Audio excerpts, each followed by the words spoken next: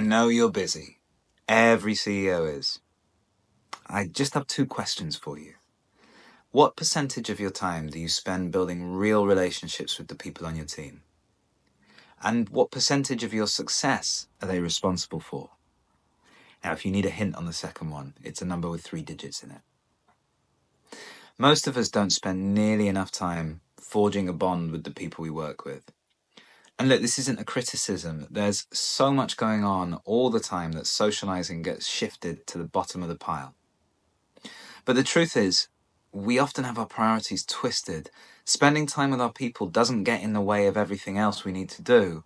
All those other things take away from our opportunity to spend time with our people. If you want to develop a high-performance environment, some of the factors that you'll need to create are trust and psychological safety, effective communication, transparency, alignment, belonging, and loyalty. All of those stem from developing deep, genuine relationships. You'll retain people more effectively, they'll be more productive, come up with better ideas, pick up the slack when needed, and pull in the same direction. Now, are those things worth committing a little more of your time than you're giving now? Even in huge organizations, with thousands upon thousands of employees, CEOs who prioritize a people-centric approach are rewarded with success. Satya Nadella at Microsoft has become famous for transforming the tech giant over the last 10 years, in part by fostering empathy and engagement, aligning people with his vision, and opening the channels of communication among the team.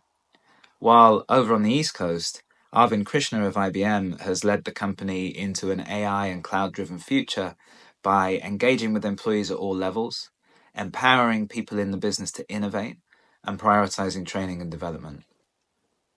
So if it works on such a grand scale, there's a decent chance that putting your people first will have a major impact on your business too. So where should you start?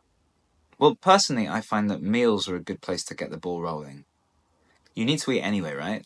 And spending some time with your staff is a great excuse to have a better than usual lunch or breakfast. People bond over food as well, and they'll likely open up to you more.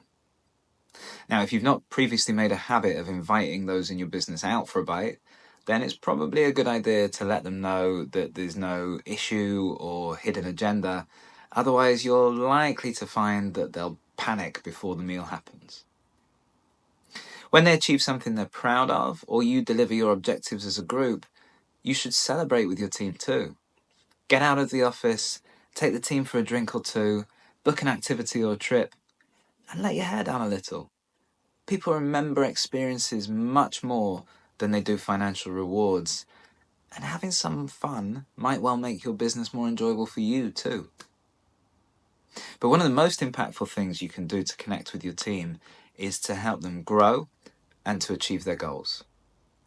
There seems to be an increasing reluctance in the world for people to set stretching objectives and push themselves to deliver them. Fear of failure and embarrassment holds a lot of people back. So perhaps the most valuable thing you can do for the people in your charge is to help them overcome this and then support them in growing their skills and capabilities to achieve things that they just never thought possible. The bonus is it's also extremely rewarding for you. And on that note, a very powerful bonding experience can come from learning with your team. Whether that's peer-to-peer learning, bringing in external speakers, maybe going on a course together, or whatever's appropriate in your business, creating an environment in which you learn with and from each other will help you to form long-standing connections that live on well beyond the time that you spend working together. Look, business is a team sport, and it's also infinitely more rewarding when you do it with people you're aligned with and share relationships with. That doesn't mean you need to be everyone's friend. You're their leader and you should act appropriately. But there are many kinds of relationships you can build with people, and making them stronger has huge benefits for everybody.